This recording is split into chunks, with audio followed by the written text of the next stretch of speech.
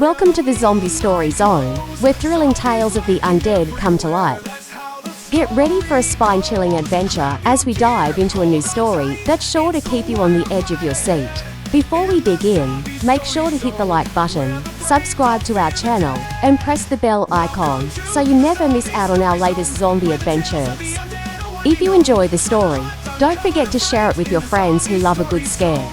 We'd love to hear from you, so please leave a comment below to let us know what you think about today's story and share any suggestions for how we can make our channel even better. Your feedback means the world to us, and we're always looking for ways to improve. Now, grab a blanket, turn down the lights, and prepare yourself for a bone-chilling journey into the world of the undead. Let's get started. In the zombie story zone, adventure never grows old.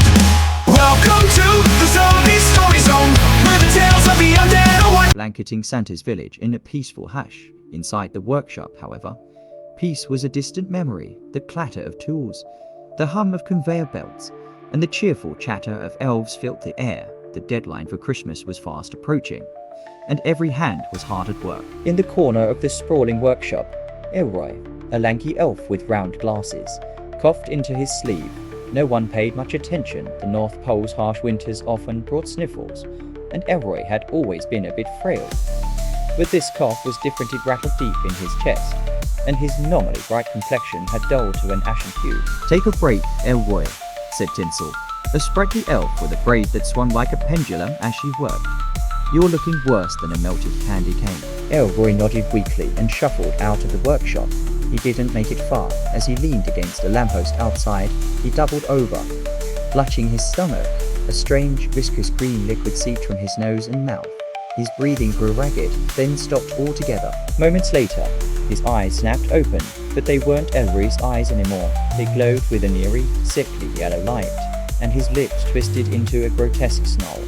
He staggered back toward the workshop, dragging one foot as though it were too heavy to lift. Inside, the other elves were too absorbed in their tasks to notice Elroy's return. He moved silently at first, weaving through the rows of tables. Then, with a guttural growl, he lunged at Tinsel. She screamed as his teeth sank into her shoulder. Tools clattered to the floor, and the room erupted into chaos. "What's going on?"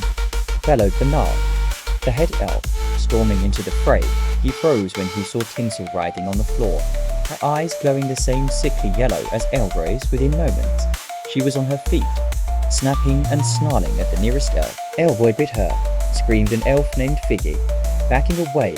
"He's infected." Bernard turned to sound the emergency alarm, but it was too late. The infection was spreading faster than anyone could have imagined. One by one, elves succumbed, their cheerful faces contorting into monstrous masks. Santa burst into the workshop, his booming voice cutting through the chaos. What is the meaning of this? But even Santa's commanding presence couldn't halt the carnage. A group of infected elves charged toward him, and Bernard pulled him out of harm's way just in time. "We need to evacuate," Bernard shouted. Santa hesitated, his eyes scanning the workshop he had built over centuries. His heart broke at the sight of his beloved elves reduced to mindless creatures.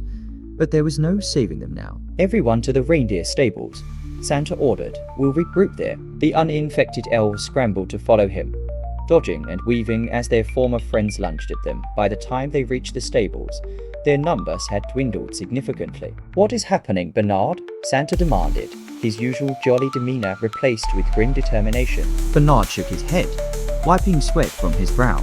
"I don't know. Elroy was sick this morning. But nothing like this. It's spreading too fast, Santa. If we don't act now, it'll be the end of Christmas and maybe more." Santa turned to the elves huddled in the stable. "Secure the doors. No one leaves or enters until we figure this out." As the elves barricaded the doors with bales of hay and harnesses, Bernard inspected the infected outside. They wandered aimlessly at first, but their movements became more coordinated, as if driven by a shared purpose. "They're organizing," Bernard whispered, a chill running down his spine. The infected elves began pounding on the stable doors, their strength far exceeding what Bernard thought possible.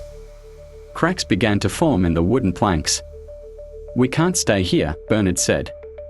"If they break through, we are trapped." Santa nodded. "The sleigh. We'll take the sleigh and head to the ice caves." It's the only place secure enough to buy us time. The elves scrambled to prepare the sleigh, hitching the reindeer as quickly as their trembling hands allowed. Just as the infected broke through the doors, the sleigh took off, soaring into the icy night. The ice caves were a labyrinth of tunnels carved deep into the frozen cliffs. Santa led the way, his lantern casting flickering shadows on the crystalline walls. The remaining elves followed closely, their breath visible in the frigid air. Inside, they found a momentary reprieve. The infected couldn't navigate the treacherous terrain as easily, giving the survivors time to regroup. "We need to understand this infection," Santa said, his voice echoing in the cavern. "Is it magical? A curse? Or something worse? Whatever it is, it's not natural," said Bernard. "Elves don't just change like that." Tinsel, now infected, appeared at the cave's entrance, her glowing eyes scanning the darkness. She let out a bone-chilling shriek, summoning the others. "They found us," cried Figgy. The infected elves poured into the caves, their snarls reverberating off the walls. Santa and the others retreated deeper into the tunnels, but the infected were relentless. "Santa, this way!" Bernard shouted, pointing to a narrow crevice.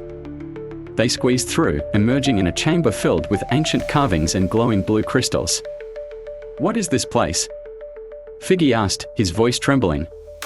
"It's the heart of Christmas," Santa said, his eyes widening. "A place of pure magic, older than even I am."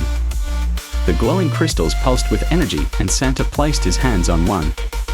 "If this infection is magical, the heart might be able to reverse it. But it'll take all its power, and we'll lose it forever." Bernard hesitated. "Santa, without the heart, Christmas will never be the same."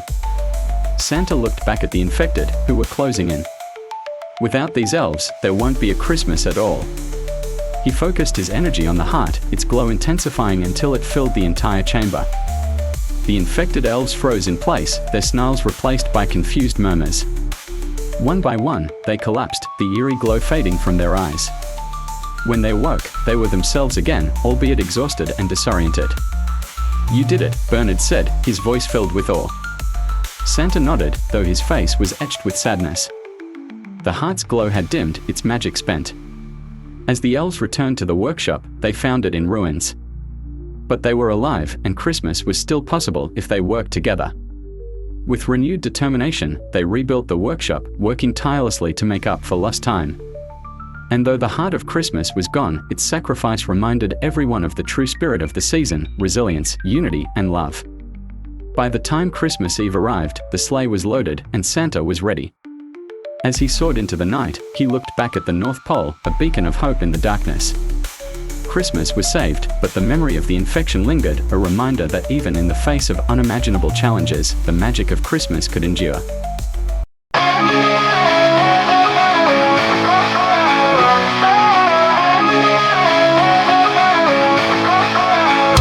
In the shadows of the night, where the moonlight glows, zombies lurking everywhere. That's how